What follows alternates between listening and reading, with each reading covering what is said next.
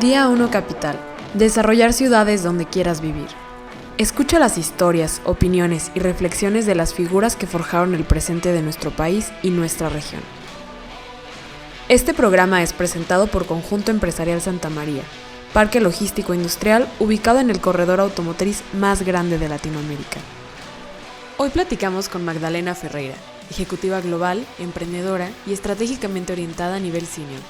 Magdalena tiene una experiencia de 10 años en la dirección general de diversos mercados, así como múltiples roles en puestos de marketing, trade marketing y ventas dentro de PepsiCo, Ambev y Avon Natura. Cubrió diversas funciones que incluyen estructuras matrices, locales, globales y regionales, gestión de P&L de triple fondo, orientado a resultados altamente en la excelencia operativa. Dentro de la amplia experiencia profesional podemos destacar los siguientes roles de Magda: vicepresidenta y gerente general del Grupo Avon para México y Centroamérica, director ejecutivo de Moda y Hogar Latinoamérica, vicepresidente de marketing para México, Centroamérica y República Dominicana, director de estrategia para South Market Group Argentina, Chile y Uruguay, gerente de ventas para distribuidores InBev, cervecería y maltería Quilmes en Buenos Aires, Argentina, y la primera mujer en desarrollarse como brand manager y gerente de marca para Pepsi y 7up. Apasionada por la agenda de responsabilidad social y el propósito de empoderamiento de las mujeres, Magdalena ha demostrado su liderazgo y compromiso, recibiendo por 7 años consecutivos el reconocimiento dentro del ranking Mujeres Más Poderosas, por parte de la revista Expansión, así como para Latinas Influyentes y Women to Watch. Además, promueve la disciplina a través del deporte y la educación como fundadora del Instituto May en Misiones, Argentina, donde ofrecen becas para los estudiantes puedan aprender inglés, y como fundadora del club de hockey Jardín América Hockey Club para niñas. Quédate con nosotros para escuchar más de esta plática bajo la conducción de Alberto Aguilar. Magda, ¿cómo estás? Muy bien, muchísimas gracias, Alberto. Gracias por invitarme a este podcast. No, hombre, bienvenida. Bienvenida aquí al podcast y te agradecemos mucho que hayas aceptado venir. Un placer. Oye, Magda, a ver, platícanos un poquito de dónde vienes. Ahorita entramos de lleno a tu carrera, pero me gustaría saber un poquito de tu infancia, de cómo fuiste criada. Bien, como bien se revela, mi acento es argentino. Ya soy mexicana de corazón y de hecho encontré el amor en México. Así que vivo hace 11 años en México, pero nací en Buenos Aires, 3 hermanas, mis padres argentinos, fanáticos del deporte, que yo siempre digo que el deporte educa a las personas y te forma tanto carácter como desde el punto de vista de analogía con los negocios. Estudié en Buenos Aires, hice mi carrera ahí, me casé, tuve 3 hijos allá y luego me embarqué en el mundo corporativo. Trabajé en PepsiCo, luego trabajé en cervecería Quilmes, que es Ambev, y me embarqué al mundo de la expatriación, del expatriado, con Avon Cosmetics, viviendo primero en Avon Bolivia, luego en Avon Perú y luego en México, con un montón de asignaciones. Y hace ya un mes dejé el rol de directora general para los mercados del norte de Latinoamérica, que son México y Centroamérica. Buenísimo. ¿Y qué pasaba por tu cabeza cuando estabas estudiando universidad? Bueno, yo tengo una historia muy particular porque hice todo al revés. Y este es mi primer mensaje para la gente, donde creo que cuando uno quizás genera un orden diferente al convencional, cree que se puede equivocar o no puede intentarlo. Yo me casé a los 18 años y a los 20 ya tenía 2 hijos, con lo cual fui primero mamá, crié a mis hijos y luego empecé la universidad. Okay. Viví en el norte de Argentina, luego regresé. Y con niños y con un montón de retos en la ciudad pude realmente hacer mi carrera de licenciatura. Y entré luego al mundo corporativo. La verdad que ahí en ese momento las mujeres no teníamos tanto espacio para distintos roles gerenciales. ¿Cuántos años tenías, perdón, cuando entraste al rol Cuando entré, a los 26 años. 26, sí. Ok. Así que sí, hice todo muy rápido. Trabajaba, estudiaba, pero tuve muy buenos mentores también. Y fui la primer gerente de marca para PepsiCo, en Pepsi Argentina, y esas son de las cosas que yo hablo de romper el techo de cristal. Y la frase, el orden de los factores no altera el producto. Buenísimo. ¿Y qué crees que fue? A ver, regularmente cuando uno arranca, este tema de los mentores ayuda muchísimo, ¿no? ¿Qué crees que fue lo que hizo que tú llamaras la atención de estos mentores que tuviste? ¿O qué hacías tú? ¿Lo llegaste a identificar o ¿O siempre sentiste que era como destino? ¿Cómo ves eso? Yo creo que fue una mezcla entre esa energía que uno transmite del entusiasmo, de la convicción. Cuando uno tiene 20 años, porque puse mi primer negocio en el norte, un instituto de inglés donde generé algunas actividades filantrópicas maravillosas, y cuando uno hace esas cosas tan joven, claramente tiene que ver con esa energía, esa convicción propia y más intuitiva. Lo primero, y a tu pregunta, creo que transmití el entusiasmo y la convicción de que sí podía hacer las cosas. Yo creo que cuando uno hace un trabajo siempre tiene que pensar en dar lo mejor de sí. Si no sabes, que uno nunca sabe todo, claro, preguntar con humildad, tener esta humildad para aprender y poder realmente sacar los mejores momentos para realmente levantar la mano si uno encuentra oportunidades. Y además tener un componente de la suerte que yo tuve de tener muy buenos mentores que me apoyaron en mi carrera. Ok. ¿Cuál fue tu primer mentor que identificaste? Mi primer mentor fue una persona de recursos humanos en PepsiCo, Alfredo Cabrera, que sigo hablando con él y me sigue preguntando sobre mi carrera. Y él creyó en mí, vio esa fuerza, esa entrega de hacer las cosas, ese optimismo, esa energía y también la voluntad de tener una familia y estar estudiando y poder buscar la superación constante. Ese fue mi primer mentor y luego siguieron un montón de mentores y yo diría que de los mejores últimos han sido mexicanos extraordinarios que me han apoyado enormemente. Buenísimo. Ahorita nos encantaría que nos platicaras un poquito de ellos, pero ¿qué sacas de esta primera experiencia en PepsiCo? ¿Con qué te vas? ¿Qué es lo que más aprendes dentro de esa compañía?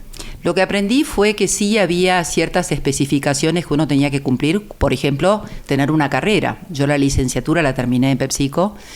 Que con voluntad, con entusiasmo, con humildad, con quizás hasta hacer la chamba que a nadie le gustaba hacer, pude ganar mi lugar como gerente de marca. Primero fui gerente de marca de PepsiCo y luego de 7up y Sabores. Entonces, creo que la entrega, la dedicación, la paciencia, a veces creo que las personas tienen mucha ansiedad de esta cuestión de la economía, ¿no? ¿Cuánto me van a pagar? ¿Y por qué no me pusieron tal título en tal rol? Mi primer consejo sería en estas cuestiones es tener la paciencia, la perseverancia y la resiliencia, que a veces hasta son más poderosos que el IQ alto. Y luego el resto viene, el título viene, el salario viene, la carrera viene. Pero primero anteponer esa voluntad, esa claridad y por supuesto conocerte a ti mismo. Si tú no te conoces es muy difícil poder mejorar y a veces es difícil. Teníamos algunas evaluaciones que se llaman 360, donde todo el mundo opinaba de tu perfil, con inclusive tu jefe. Y el primero que recibí fue un shock. Porque yo decía, ¿cómo? Si yo estoy segura que tal contestó tal cosa, etcétera. No tomarlo personal, tomarlo como un regalo para poder crecer. Claro. Y qué difícil es, ¿no? Porque sale el ego a gritar, oye, tú no haces eso, tú eres súper bueno. Totalmente, el ego, tú lo dijiste, Alberto. El ego es uno de los principales enemigos, diría yo, porque uno tiene que tener siempre esa humildad para aprender. Sí, obviamente sentirte orgulloso de lo que has podido construir. Pero el hecho de siempre estar abierto para el aprendizaje, no importa la edad, creo que es un punto clave para crecer. ¿Y tú utilizas algún tipo de ejercicio, de terapia para cuando te das cuenta de estas cosas cambiarlas? ¿Cómo es este proceso? Tuve diferentes momentos, ¿no? En el plano personal sí afronté un divorcio que es muy doloroso. Claro. En el medio de una carrera corporativa súper exigida. En la cervecera me ofrecieron ir a una maestría in-office en la Universidad de San Andrés y fue maravilloso. Estaba con maestría, con chamba y en pleno divorcio. Fue difícil. Entonces en esos momentos sí apelé a la psicología, a la terapia. Uno tiene que tener la conciencia de que no siempre puede resolver las cosas solo y pedir ayuda. Claro. Así que eso me ayudó puntualmente y luego en la evolución, incluso la pandemia me enseñó cosas nuevas de lo importante de la meditación, que hay gente que cree que meditar es llevar tu mente al cielo. Simplemente empezar con técnicas de respiración, eso te, define un montón de claridad en lo que quieres hacer, en cómo te sientes, en cómo estás. Entonces, dependiendo de los momentos de mi carrera, he calibrado y el deporte, como decía inicialmente, me ayudó muchísimo a tener esta salud mental y física. Claro. ¿Y qué deporte es, perdón? De todo. Okay. Bueno, de niña hacía hockey sobre césped, que en Argentina es muy conocido. Y obviamente corría, me gustaba el esquí, Me encantaba la competencia, el tenis. Mis padres me obligaban a jugar al golf, que yo en ese momento no me gustaba nada, porque decía que era un deporte para viejos. Ajá. Sí, aburridísimo.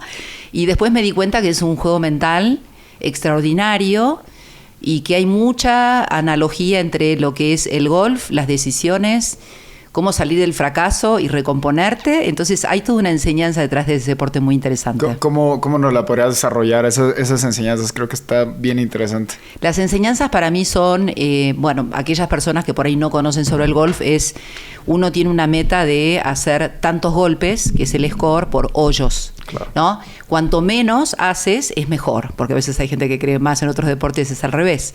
Entonces tú tienes un par 4. El par significa ese número para alcanzar en los golpes, y a veces uno hace hasta 8, 9, y eso es muy malo.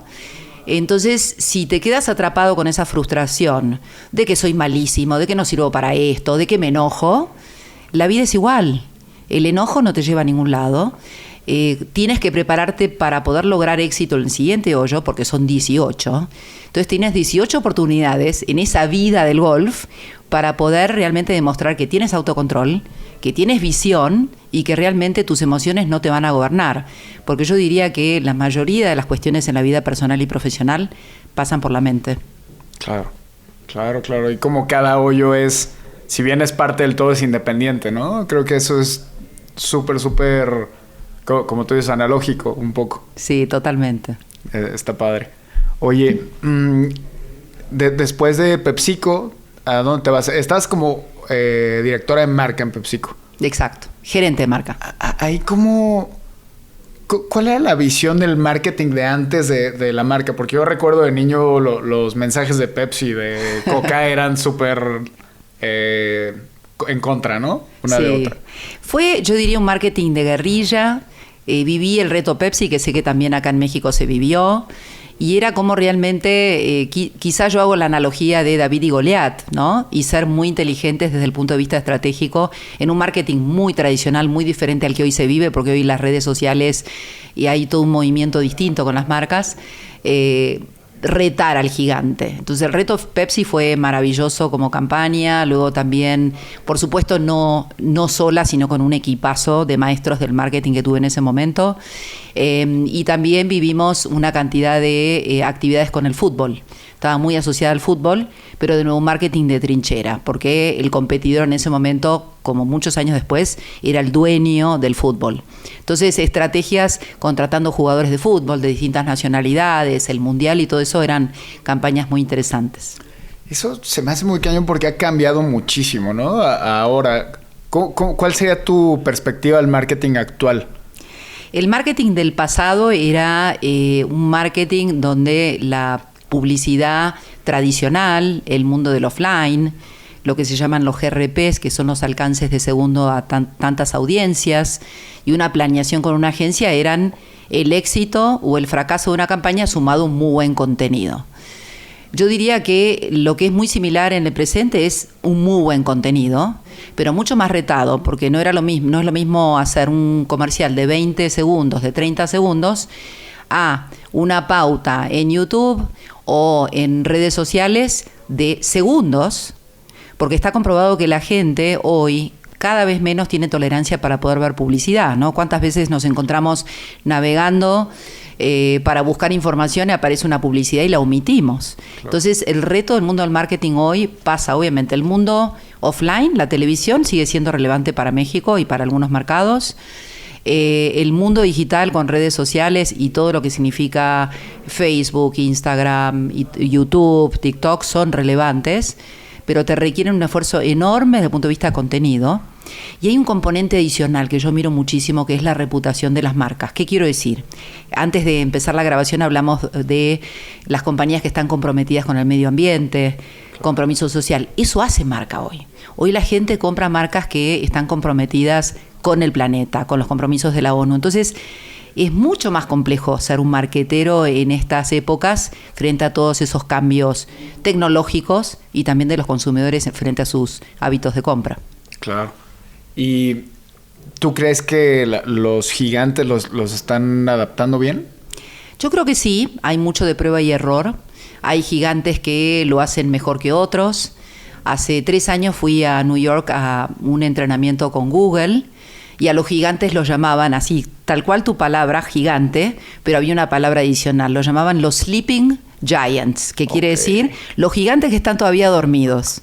Yo creo que los gigantes van a estar muy retados porque hay un mundo muy cambiante, hay una cantidad de startups, unicornios en México de muchísimo orgullo, una economía mucho más democratizada, hay marcas que tienen 10 años y son muy populares, que compiten con marcas que tienen más de un siglo. Entonces yo creo que sí, los gigantes van a estar bastante retados en este mundo de gran transformación. Y en estos temas que tenemos hoy, ¿no? Guerra por allá, conflicto político, económico, geográfico, bla, bla, bla, ¿no? ¿Qué opinas tú de las cadenas de suministro, cómo se han estado moviendo, del nearshoring, lo que quieren, lo que están buscando hacer? ¿Qué visión tienes tú de esto que está pasando? Va a seguir siendo retado. La pandemia retó muchísimo inicialmente. Por supuesto que voy a hablar en general, sí. Pero las industrias han sido golpeadas desde el punto de vista de desabasto por el efecto pandemia. Había fábricas que tenían que parar porque tenían contagios en todas las geografías del mundo. Dependiendo del negocio que tú operabas, tenías abasto de China, que fue uno de los mercados más impactados desde el punto de vista de pandemia. Y eso sucedió durante toda la pandemia, que generó mucha presión en demandas cambiantes. ¿Qué quiero decir con demandas cambiantes? Hay negocios que crecieron muchísimo en la pandemia y otros desaparecieron. Entonces, no es lo mismo abastecer una demanda estable en un mundo normal que de repente darte cuenta que hay un negocio, una categoría que se dispara y necesitas planear tus insumos en una pandemia. Claro. Leyendo la semana pasada la revista Fortune, vi que, por ejemplo, el dueño de Vans, ¿no?, que es una marca conocida en el mundo, sigue proyectando desabasto y muchos retos desde el punto de vista de cadena. Esa es la parte de manufactura, y también hay, digamos, algunos comentarios en los medios sobre problemas en la cadena de logística, ya que hay escasez de choferes para llevar los camiones. Entonces, yo creo que el mundo del abasto, dependiendo de los negocios y las categorías, va a seguir todavía siendo muy retado en los próximos meses. Claro, lo ves a meses, no tanto años. Hay distintas discusiones, hay compañías, dependiendo de los insumos y de dónde vienen los productos, pueden estar más retados, pero ahora se agrega un issue más. De hecho, hoy a la mañana leí que por problemas de energía, de abasto de energía, por efectos de la guerra de Rusia y de Ucrania, hay marcas de perfumería, de alta perfumería, que van a tener problemas con la disponibilidad de frascos de perfumería, porque no tienen energía suficiente para los hornos. La perfumería requiere muchísimo consumo de hornos. Claro. De hecho, en México tuvimos problemas porque en el norte, por las nevadas, hace 1 año y medio había impactado esta cuestión de la cadena. La causa es diferente por el abasto de la energía frente a lo que es la guerra de Rusia y de Ucrania. Claro. Entonces decían, bueno, era muy amarillista, quizás el título es "se van a acabar las fragancias de lujo", ¿no? Y mencionaba 2 marcas de alto renombre. Entonces, ¿qué creo que va a suceder? Va a requerir muchísima agilidad de las personas que trabajen en cualquiera de estos tipos de negocios, muchísima visión de poder entender cuáles son los riesgos. Antes quizás se miraba mucho más de profundidad riesgos legales, riesgos que tenían que ver más con auditorías, y hoy creo que hay que seguir muy de cerca el manejo de los riesgos desde el punto de vista de negocio, con tanto movimiento en el mundo, efecto pandemia, efecto Ucrania, Rusia y lo que pudiera llegar a venir adelante. Ahorita que hablas de riesgo, pues me vienen 1000 cosas a la cabeza, ¿no? La información ayuda a mitigar este riesgo, ¿no? Pero ¿cómo haces tú para escoger tu información? Uf, qué buena pregunta. Porque es difícil, no es nada sencillo. Sí. Digamos, yo tengo diferentes formas de tratar de mantenerme actualizada. El año pasado, como te comentaba offline, fui a Silicon Valley y a Singularity. Quería entrar en una dimensión muy diferente a la cual estaba, ya que son todas, digamos, personas que están detrás del mundo de las startups, personas diseñando innovación, proyectos e incluso trabajos con la NASA de biotecnología, nanotecnología, cuestiones que yo, quantum computer, que no tengo la menor idea. Dije, Magdalena, tú tienes que actualizarte, ¿no? Y aparte yo no soy generación tecnológica, con lo cual necesito aprender qué es esto del metaverso.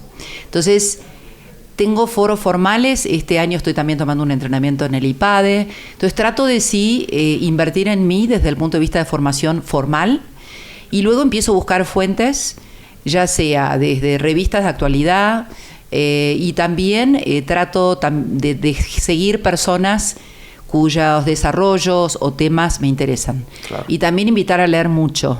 El tema de la lectura es algo que te ayuda muchísimo a entender bien qué está sucediendo, a continuar con la innovación, etcétera. Así que esos son mis medios, pero te diría que con la polución de información que hay, a veces es bien difícil seleccionar e identificar cuáles son aquellas fuentes ideales. Sí, incluso los cuestionamientos, ¿no? A mí me pasa, de repente leo algo y me tengo que cuestionar si esto es real o no, o hasta qué punto me sirve, ¿no? Porque también es brutal la cantidad de información que hay. ¿Tú tienes alguna revista o algún medio preferido para informarte? Me gusta mucho leer Fortune porque sé que marca la tendencia mundial de lo que sucede. Obviamente esto es muy centrado en Estados Unidos. Y luego continúo con autores que nos recomiendan en Singularity. Tengo la membresía ahí, entonces aquellas cuestiones que pueden salir. Pero luego se disparan otras universidades. También he estado conectada con la Universidad de Tel Aviv, que da webinars, una maravilla el mundo donde uno se puede conectar no importa dónde esté. Entonces trato de tener, yo te diría, Alberto, la curiosidad.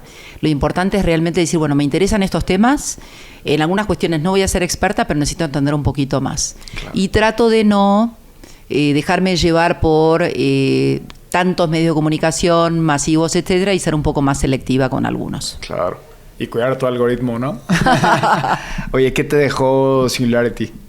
Me dejó una admiración extraordinaria con los jóvenes como tú, que quieren hacer cosas nuevas y que no le tienen miedo al poder empezar algo y poder empujar sin ningún tipo de infraestructura. Es decir, yo lo voy a hacer todo. Eso fue la primera inspiración, porque dije, qué maravilla esta juventud que tiene la inspiración y la motivación por hacer cosas y luego se las arregla para luego, en algunos casos, buscar inversionistas, aprender más de cuestiones que no saben.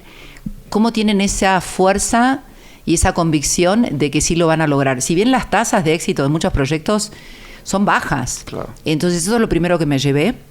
Lo segundo que me llevé es que tenemos que prepararnos para vivir más de 100 años, con lo cual uno tiene que planear distinto. Y hasta hacían bromas en ese momento diciendo, bueno, que uno puede tener, además de varias carreras, varios matrimonios, ¿no? Eso era, bueno, ya con un poco de sentido del humor. Claro.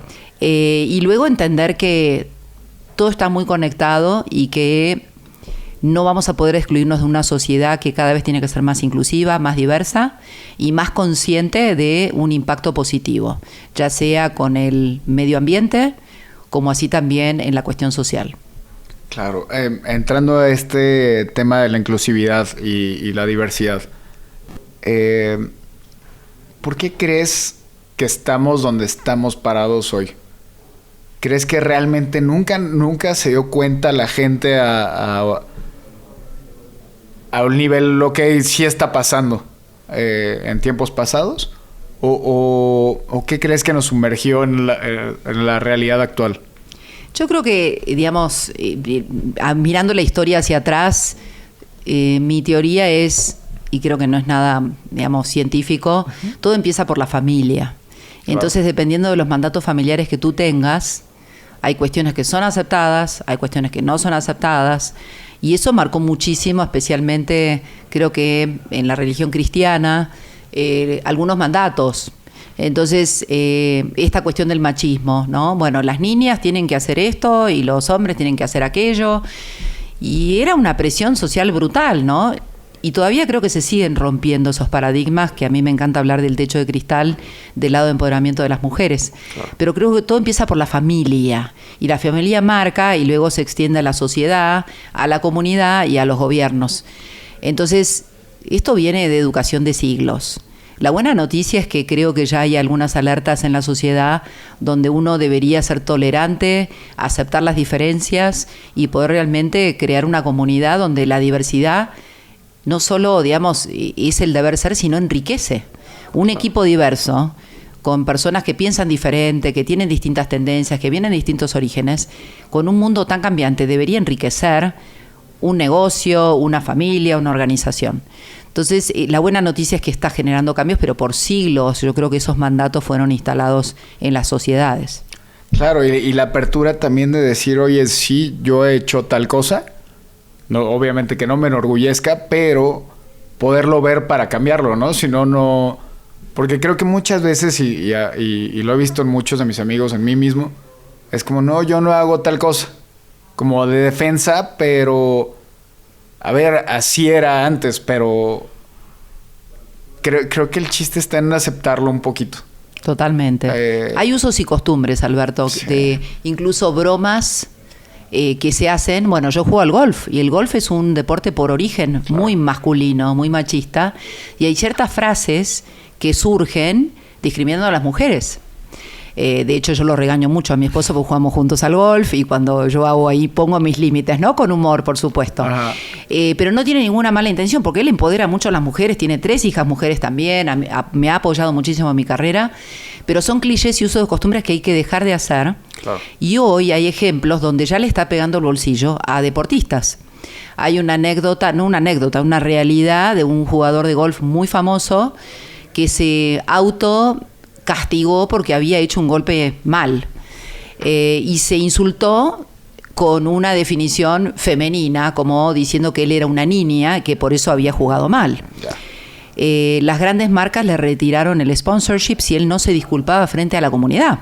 Claro. Entonces hoy va a tener implicancias donde las marcas van a tener que tener posición frente a eso y las personas que no les guste va a tener un impacto económico o de intolerancia por parte de la gente que observe estos comportamientos. Pero para mí el mensaje es, todo empieza en casa y mi call to action es educar a los hijos por igual. Yo tengo una hija mujer, se llama Sonia, Diego y Lucas, los hombres, y los 3 realmente el abordaje es por igual, ¿no? Obviamente valorando las diferencias de género, respetándolos, pero empieza todo por casa. Claro. ¿Podemos saber un poquito cómo ha sido esta formación de cultura familiar? Sí, claro, por supuesto.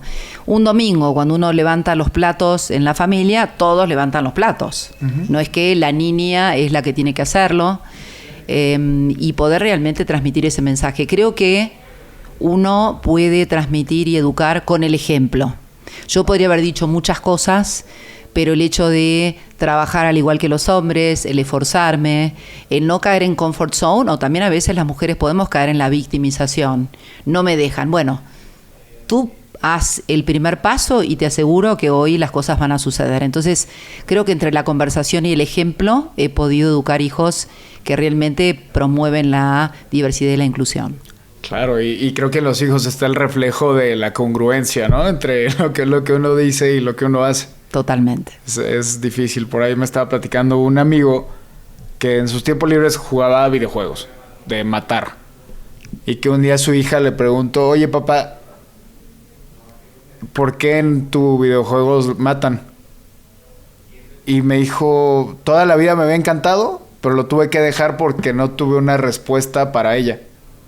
O sea, como wow. Que lo choqueó. Entonces dije, órale, qué Los hijos nos educan, ¿no? Muchísimo, porque la juventud viene muy convencida de que la diversidad y la inclusión es un must have. Yo creo que los hijos nos enseñan muchísimo más de lo que uno cree. Claro. Oye, y con base en tu experiencia, a ver, tú vienes de una carrera donde el mundo ejecutivo también estaba prácticamente dominado por hombres, ¿no? No sé en qué porcentaje, pero me imagino... Sí, casi totalmente, especialmente en mis inicios, sí. Y también encontraste mentores que te ayudaron, pero no era la realidad general, ¿no? ¿Tú ves un cambio en esto?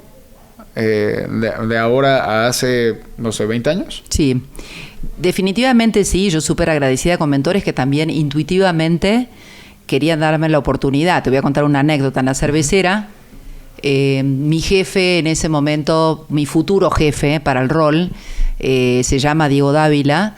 Él peleó muchísimo por posicionarme a mí como la primer gerente de ventas mujer, manejando una fuerza de ventas en la cervecera.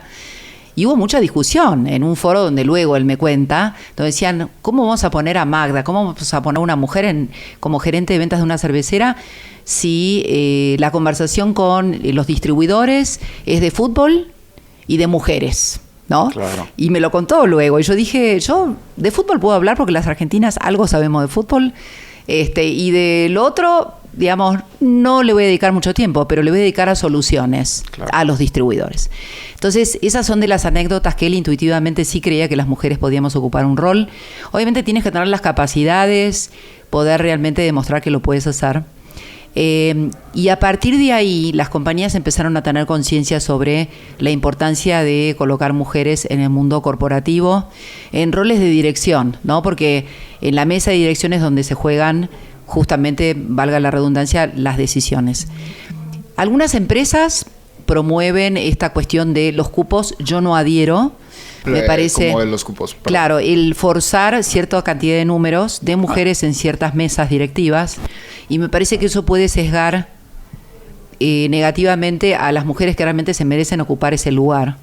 Pero sí apoyo y apoyé muchísimo en mi carrera el tener las conversaciones, si está el talento y si esas personas pueden realmente cubrir esos roles. Y si no tienes un semillero para hacerlo, prepararlas para hacerlo. Justo eso es lo que te iba a preguntar. ¿Quién debe ser, en tu perspectiva, el encargado de este semillero de talentos? Obviamente con una intención de que se propicie el talento de las mujeres nuevas o que van ingresando a las compañías. Pero ¿quién debe ser? ¿Ellas mismas? ¿O las empresas? ¿O un trabajo en conjunto? Yo soy una convencida de que tú eres dueña o dueño de tu propia carrera. Dependiendo de las organizaciones, por ejemplo, las organizaciones grandes tienen una estructura donde recursos humanos tiene un rol muy importante de generar esta conciencia, ¿no? De decir, a ver, ¿cuántas mujeres tenemos en estos roles, en roles gerenciales? ¿Cuántas mujeres tenemos en puestos de dirección? Y tomar como un diagnóstico de lo que está sucediendo. Buscar objetivos de cuántas posiciones en el futuro se quisieran cubrir con mujeres. En algunos países hasta también se definen razas, color de piel, porque justamente son los problemas que afronta la sociedad y que necesitan realmente tener representatividad de lo que la sociedad es en esas posiciones directivas. Claro. Entonces se genera un programa donde recursos humanos tiene un rol grande, importante en esas compañías. Por supuesto, muy importante las personas que están en los negocios. ¿Qué quiero decir? Recursos humanos solo no va a poder transformar esto y tener la convicción de que los futuros líderes van a tener el sponsorship de los jefes actuales. Eso es en las compañías grandes. Y luego en las compañías más chicas creo que es mucho más relajado y más consciente. Hablando de las startups, generalmente gente joven acepta mucho más naturalmente esta cuestión de la diversidad. Y también hoy las compañías piden ternas con mujeres. Otro medio que leo muchísimo es Harvard Business Review, y hablaba que sí se estaba empujando mucho las posiciones en lo que se llama board directors, ¿no? Directores de consejo, y que había muy pocas mujeres, ¿no? En el mundo en esos roles. Estados Unidos estaba impulsando eso, pero veían que no había muchos frutos detrás de esta diversidad e inclusión. Se exploró un poco más y en las mesas de discusión se llegó a la conclusión de que estas minorías no hablaban tanto como las mayorías. Entonces también hay que tener cuidado no solo de tener a las personas en esos roles participando activamente, pero también teniendo las conversaciones y la voz y el voto en esas mesas. Entonces, te diría, Alberto, es un camino largo por recorrer. Sí, no es solamente que esté dirigiendo tal persona de sexo femenino, vamos a decirlo así, sino que se hable de los temas, ¿no? ¿Es lo que te entendí o...? Que le den voz y voto, digamos, porque puedes estar en una reunión de un consejo, el board, pero si tú no hablas como minoría, porque todavía sigue siendo minoría, tener voz y voto y que se te escuche frente a las recomendaciones. Eso es como el diagnóstico que se había hecho. Entonces, no importa si hablas de temas tuyos, pero tu punto de vista frente a una minoría, quizás en algunos temas tienes una perspectiva distinta. Claro. ¿Y crees que es para que madure, qué tiene que pasar? Tiempo. que las minorías sepan, en este caso que a mí me encanta, como tú sabes, del empoderamiento femenino, creérnoslas. A veces las mujeres minimizamos todo el potencial que tenemos y creo que eso es un camino también de generaciones, de educación, de autoconfianza y donde realmente podemos ponernos en un lugar donde sí una mujer puede con sus capacidades entregar, igual que los hombres, mejor en algunas cuestiones, en otras los hombres probablemente compensen o tengan una perspectiva también muy buena. Entonces la riqueza de la diversidad, yo siempre digo que el empoderamiento femenino es con los hombres, no contra los hombres. Claro. Sí, no es hacer lo mismo del otro lado, ¿no? Es juntos. Llevarnos un mejor puerto para todo, para todos. Me encanta. Oye, ¿y qué consejo les puedes dar? Constanza, mi novia, trabaja en Michael Page, ¿no? Es una empresa de reclutamiento. Sí, la conozco. Trabaja duro. Y de repente se dice, oye, cuando tenga hijos, no sé qué, empezamos a platicar, ¿no? Una plática de novios planeando a futuro, ¿no? Y yo la veo con muchas ganas de continuar su carrera. ¿Qué consejo les das tú a todas esas mujeres que quieren estas carreras? Y tal vez no en una empresa en específico, pero que sí quieren construir una carrera. ¿Qué consejos les podrías dar? ¿Y qué advertencias les darías? Me encanta, aparte, bueno, que estén construyendo esto con Constanza está buenísimo. Sí. Estoy segura que Alberto va a ser súper pro con lo que voy a contar. Lo primero es realmente trazar cuál es el objetivo personal de cada uno y profesional y generar acuerdos entre los dos. Que se puede manejar la maternidad y el mundo profesional, definitivamente sí, no es fácil, pero si uno elige una carrera profesional o decide no hacerlo y no generar ese giro, siempre hay sacrificios. A veces se cree que por tomar una carrera profesional, tener hijos, hacer una carrera, son sacrificios. La gente que decide no hacerlo también es un sacrificio, claro, porque tiene impactos en ciertos momentos de la vida. Entonces uno siempre elige, eso es súper importante que la gente lo tenga claro. Segundo, yo creo que las futuras generaciones van a poder hacer más acuerdos, porque para mí sí fue difícil tener el famoso equilibrio entre lo personal y lo profesional. Cuando me decían, Magda, ¿cómo haces para tener el equilibrio profesional y personal? Y yo decía, no lo tengo. Lo que sí tengo es los radares suficientes para entender cuándo le tengo que poner la energía a lo personal, a los niños, el momento especial, etcétera, y cuándo hacer lo mismo con mi carrera profesional, ¿no? Y tener esa mirada muy clara y muy objetiva. Y como pareja, tener ese proyecto de vida juntos, donde a veces probablemente uno pueda priorizar los tiempos de uno y del otro y trabajar en equipo. Yo creo que hoy el rol, la mamá y el papá son súper importantes, ninguno es más importante que otro para los niños. Creo que hoy hay compañías que proveen un entorno muy favorable frente al tema del home office.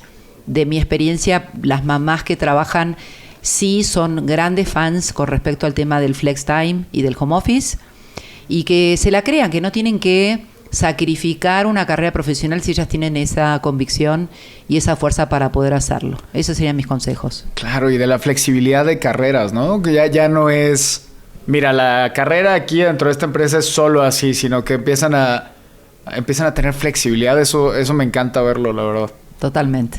Oye, y en cuanto a preparación, porque a ver, creo que es para todos, hombres y mujeres, y sin importar raza, sexo, lo que sea, necesitamos prepararnos. Porque, bueno, yo todos los días me enfrento a cosas que no tengo ni idea cómo se resuelven, ¿no? ¿Tú tienes alguna plataforma especial? Digo, sabemos de Singularity, sabemos del IPADE. Del IPADE. ¿Algún medio que consultes más fácil, más accesible para todos? Yo creo que prepararnos para nuestra formación sigue siendo muy valorada la formación formal. Uh-huh. Creo que elegir una carrera y que te dé la disciplina de buscar un título, creo que sí es importante, sigue siendo importante, porque te da una estructura y una experiencia para poder aprender teoría. Pero es más importante aún el autoconocimiento, especialmente si uno quiere manejar equipos, claro, desde el punto de vista de cuestiones de liderazgo. el poder desarrollar ambas, porque a veces hay gente que tiene realmente conocimientos técnicos buenísimos, pero le cuesta muchísimo el manejo de equipos. Y es tan crítico y tan clave hoy, no solo el manejo de equipos, sino cómo te relacionas, cómo construyes tu network, cómo te vinculas socialmente, que ambos yo diría que tienen un peso muy importante. Claro. La cuestión técnica formal, creo que elegir en la universidad que uno quiere realmente apostarle a una carrera técnica que a uno le interese. Hay gente que estudia carreras X y luego termina haciendo otro giro, y es muy válido. Y el autoconocimiento personal, o sea, es entender, todos tenemos lo que se llaman derailers, que son aquellas cosas que nos sacan de onda en algún momento bajo presión, porque bajo presión es donde sí salen. Conocerte, todos los tenemos, la persona que dice que no los tiene no es real, y poder realmente entender cómo genera uno un impacto en el estilo que tiene. Yo, digamos, como saben, soy argentina. Hay muchos chistes argentinos acá en México, muchos. De todos. De todos. Sí, sí.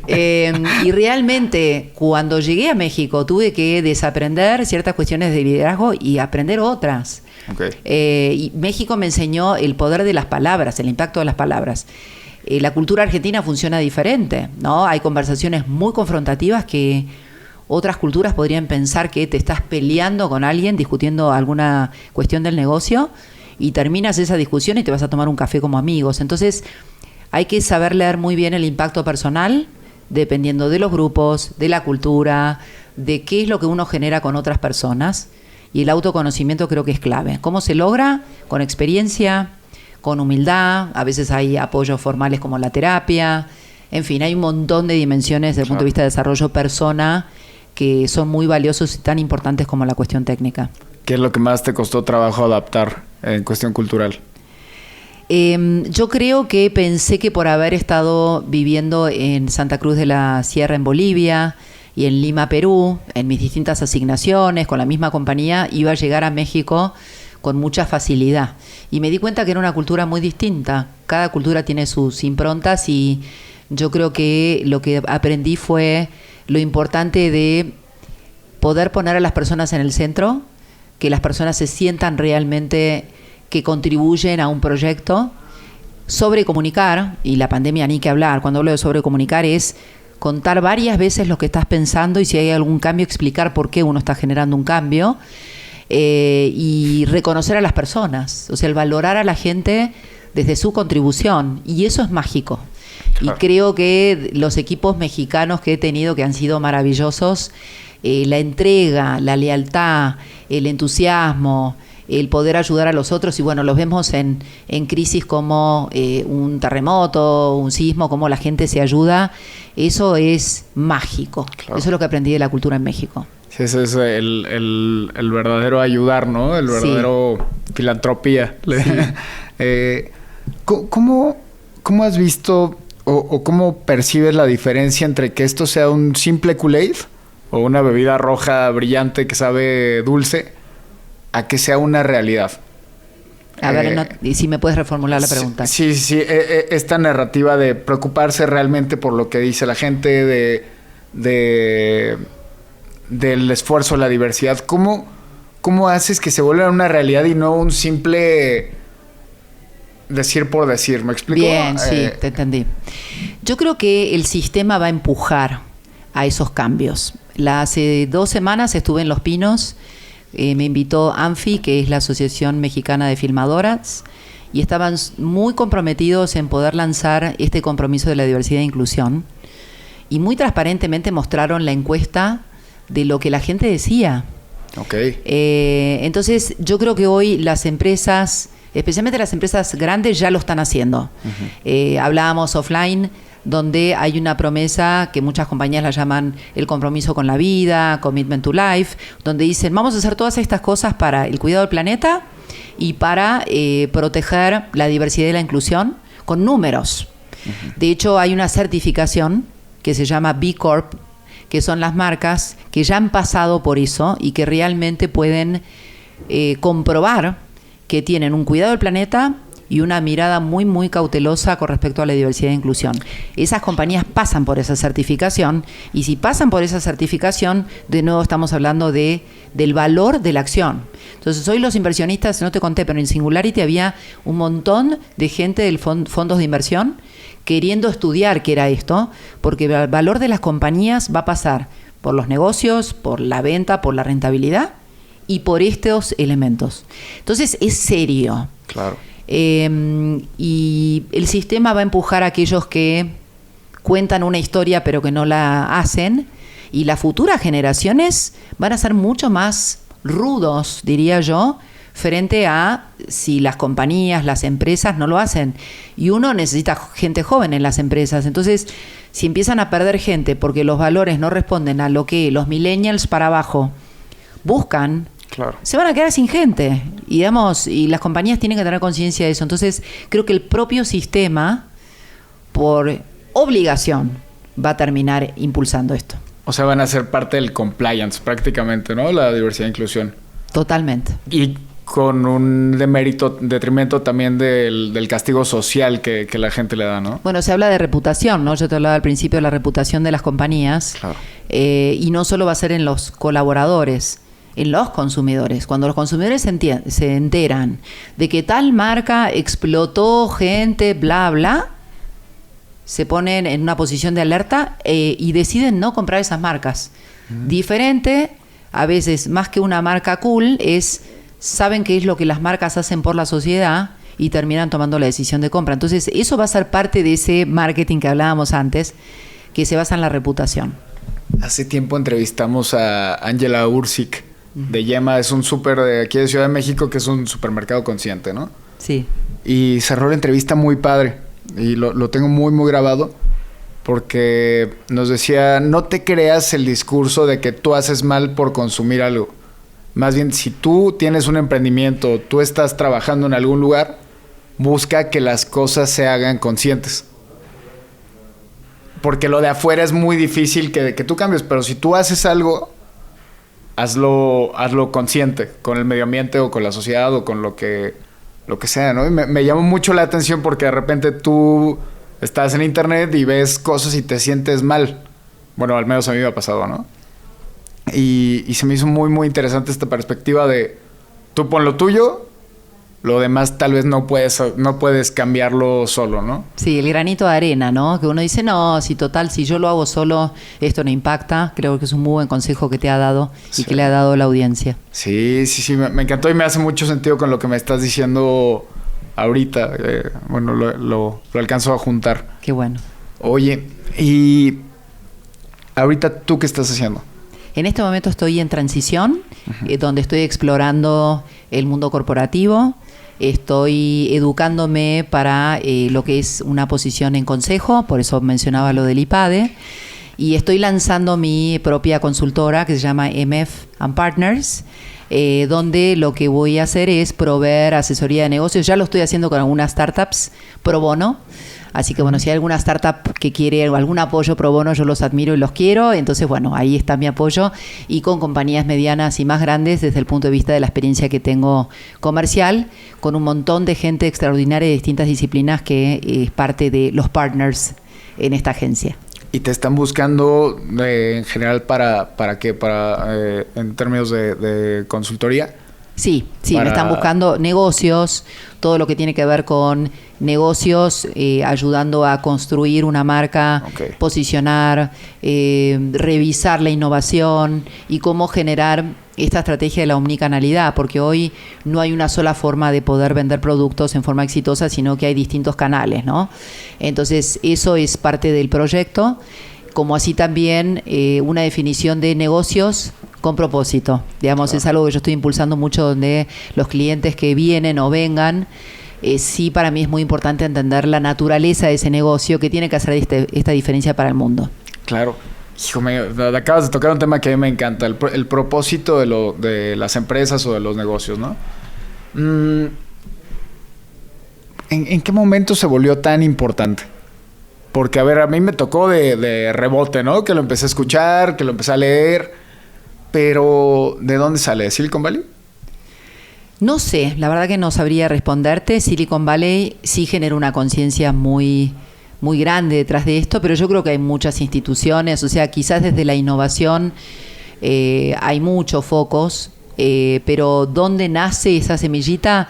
Yo creo que hay muchas instituciones. Cuando se hablaba hace algunos años del recalentamiento del planeta, claro, del derretimiento, de cuando digamos, en el sur se derretían, digamos, todo lo que es la parte clima. Entonces no sabría decirte, te debo esa respuesta, pero creo que ya empieza a haber una semillita de la conciencia y el impacto, especialmente en el environment. La parte social creo que ha tomado mucha fuerza y sí, Singularity es una institución que promueve muchísimo eso. ¿Qué opinas de la ansiedad que se vive hoy en la sociedad general? Muy válida. Se habla de, digamos, la cuestión trauma post-pandemia, donde la gente ha recibido muchísimos golpes desde el punto de vista de salud mental. Creo que es muy válido. Acá lo importante, me parece, con toda humildad y consejo, es decir, creo que es importante que la gente se dé cuenta, que no se desespere y que pida ayuda.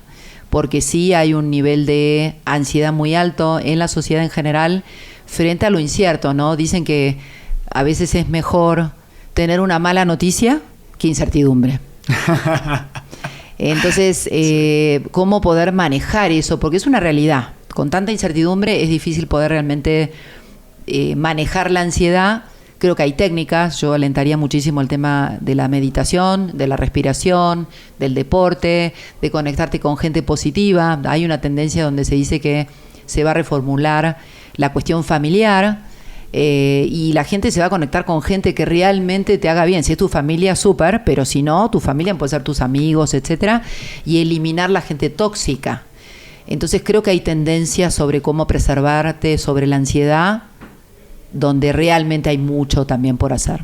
¿Y la estás viendo reflejada en los mercados y en las empresas? Yo creo que no? Sí. Digamos, hoy cuando nos tomamos el cafecito, creo que la señal del Great Resignation que hay en Estados Unidos es una muy buena señal. ¿Qué es esto? Es renuncias masivas. Por lo que leí en Harvard Business Review, cerca del 20% de la gente ha renunciado a su puesto. Y esto tiene que ver justamente con un giro muy grande de su forma de vida, de pensar, de qué quiero hacer con mi vida. Peter Diamandis, que es de Singularity, dice: hay dos momentos muy importantes en tu vida: el día que naces y el día que te haces la pregunta ¿para qué estás en este mundo? Justo. Y creo que eso ha movido muchísimo el que la gente se pregunte ¿para qué estoy? Y hay personas que están respondiendo bien. Hay gente que tiene un nivel de ansiedad muy alto. Oye, y hablando de esto, ¿en qué momento tú te diste cuenta para qué eras buena? Que lo hiciste realmente consciente. Qué buena pregunta. Yo creo que cuando uno toma un rol de dirección general, que tengo una experiencia de 10 años, por supuesto mucho por aprender siempre, ¿no? Eso nunca hay que olvidarse, pero creo que tomando el rol de dirección general, porque yo había tenido roles gerenciales, como gerente de marca, gerente de ventas, dirección estratégica, pero cuando tú tomas el liderazgo de un equipo, con una responsabilidad de un negocio, donde entregas resultados, ese es el momento donde tú eres consciente de lo importante de la cuestión técnica, pero mucho más importante cómo inspirar a los equipos, cómo desarrollar a las personas, cómo poder hacer más grande. Entonces, creo que la dirección general te forma mucho detrás de eso. Oye, es realmente interesante porque yo he visto más casos del área financiera o del área operativa a la dirección, brincando a la dirección general. ¿Cómo fue tu paso por dirección de ventas y de marca, de algo más de marketing, vamos a decirlo así, a la dirección general? ¿Qué crees que fue el factor necesario para poder ganar al operativo y al financiero? Yo creo que no hay tanta gente con la combinación de mercadotecnia y ventas. Uh-huh. Sí hay mucha y cada vez más, pero lo que quiero decir, en ese momento de mi carrera, hace 20 años, el formarte en mercadotecnia, luego trade marketing y pasar a ventas, era una formación muy integral que de alguna manera te daba la visión del corto plazo, que es más lo operativo que es ventas, y del mediano y largo plazo, que es mercadotecnia, donde tú planeas a 2-3 años dependiendo de la industria.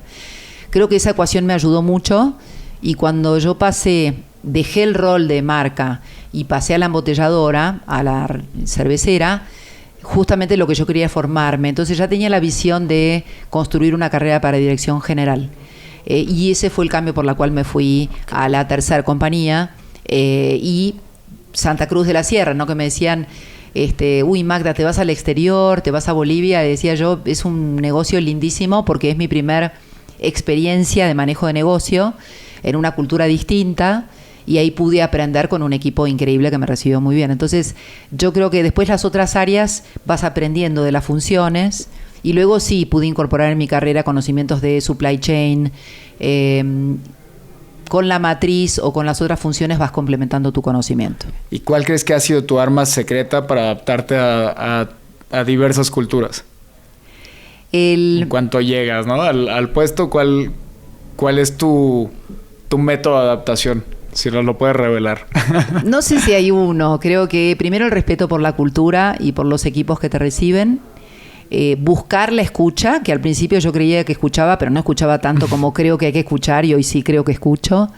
Y entender qué es lo que la gente necesita y qué es lo que hace y qué es lo que uno puede aportar para hacerles su trabajo más fácil. Esa combinación de elementos creo que me ha ayudado. ¿Y crees que eso sea universal? O sea, que le va a servir... Yo creo que sí, creo que es universal. Sí hay diferentes formas de comunicarte. Eso sí hay que estar muy atento dependiendo de la cultura. Hay culturas que toman literal lo que uno dice. Hay culturas que tú tienes que repetir y abordar diferentes enfoques para que la gente entienda lo que tú persigues. Hay culturas que tú necesitas realmente asegurar que la gente entendió lo que tú estás esperando. Y dependiendo también los estadios del negocio, uno puede tener un estilo de liderazgo diferente. Si tienes un equipo más junior, tienes que estar mucho más desde el acompañamiento. Si tienes un equipo más senior, tienes que respetar el equipo senior y hasta tienes que aprender a que te reten y que estén digamos, que te estén challengeando ideas que uno quizás tiene la convicción de que son. Entonces, un tipo de liderazgo diferente dependiendo del seniority de los equipos. Qué interesante. Me traes muchas ideas ahorita. Qué bueno. Oye, Magda, ¿tuviste algún momento que quisieras abandonar el barco? No, yo creo que no. ¿Nunca? No, creo que no. Sí, obviamente en la medida que uno va generando cambios en su carrera, más que abandonar el barco es tener claridad en lo que uno quiere, en lo que uno no quiere. Y ser mucho más choiceful detrás de lo que uno quiere hacer en su carrera. Eso creo que sí, porque te ayuda muchísimo a poder enfocar cómo persigues tus sueños. También es importante entender que el camino no es para arriba siempre. A veces uno puede tomar un rol horizontal. ¿Qué quiero decir? Cuando me ofrecieron ciertos roles, no siempre eran promociones, ascensos, en absoluto. De hecho, en México tuve diferentes roles donde tuve mercadotecnia de nuevo, luego hizo ventas y había gente que me decía, ¿cómo? ¿Fuiste directora general? Y ahora estás tomando roles funcionales. Y yo decía, justamente quiero aprender porque el mercado en México es gigante y Centroamérica también maravilloso. Entonces eran responsabilidades con más escala. Eso es importante también, más como no es una línea recta, sino es una formación constante donde te vas consolidando. ¿Y con quién rebotabas estos cambios? Qué buena pregunta. Bueno, en los últimos tiempos, ya 8 años con mi marido mexicano, que es un gran coach, y después tenía mentores y personas que me podían orientar y aconsejar, y he sido afortunada en mi carrera de tener estas personas que me pudieran ayudar. Entonces, ex jefes que me habían promovido, personas que me han tenido la confianza para hacer mi carrera. En este sentido de que dices que tu marido es un gran coach, ¿qué hace para que tú lo valores de esa manera? Primero, bueno, es una persona que trabajó en grandes compañías, fue CFO, entonces tiene muy claro el mundo corporativo. Es una persona que es un ejemplo desde el punto de vista de que lo que no puedes resolver ya ahorita, relájate porque las cosas se van a acomodar y no te angustien más de lo que deberías. La verdad que le daría un premio Nobel frente a eso. Yo a veces me ocupo más, con lo cual somos un equipo que se complementa. Y tiene un gran sentido del humor. Entonces yo creo que el gran sentido del humor, el espíritu optimista, las ganas de hacer las cosas es lo que me permite a mí tener una perspectiva a veces cuando me quedo atrapada en alguna idea o muy preocupada con otra. Claro. ¿Y en qué ves o qué sientes tú que apoyas a él? Yo creo hacer que este equipo? Sí, yo creo que él es a veces extremadamente soñador tiene 60 años, pero se siente un millennial o un generación Z. Entonces a veces lo puedo aterrizar. Digamos, creo que yo soy una persona que hace que las cosas sucedan cuando tienen que suceder, muy disciplinada, muy estructurada, donde realmente organizo las cosas súper bien, y en esos partidos creo que lo puedo ayudar. Buenísimo. Magda, nos encanta platicar contigo. Ya para irle dando fin a esta entrevista, me gustaría que nos platicaras, si le pudieras dejar un consejo a tus hijos, ¿cuál sería? Solo uno. Qué buena pregunta, Alberto. Que crean en ellos mismos, que el resto viene. Si ellos creen en ellos mismos, los sueños que se planteen van a suceder. Buenísimo. ¿Algo más que quieras agregar? No, muchísimas gracias por esta linda invitación, esta linda plática. Y bueno, todo lo mejor para ustedes también, el mayor de los éxitos. Mil gracias, Magda. ¿Dónde te pueden escribir? Si alguien quiere hacerte una pregunta, si alguien quisiera contactarte en redes, ¿dónde te puede escribir? Dale, me encantaría. magdalena.ferreira2022@outlook.com, un poquito largo. Y si no, me encuentran en LinkedIn, en mis redes sociales, como Magdalena Ferreira Lamas. Perfecto, ahí de todos modos lo ponemos en el copy para que te puedan contactar más sencillo. Y Magda, mil gracias. Gracias a ti. Gracias por tu tiempo y por tu apertura. Muchísimas gracias por esta linda plática y el café. Bueno, gracias, Alberto. Muchísimo gusto.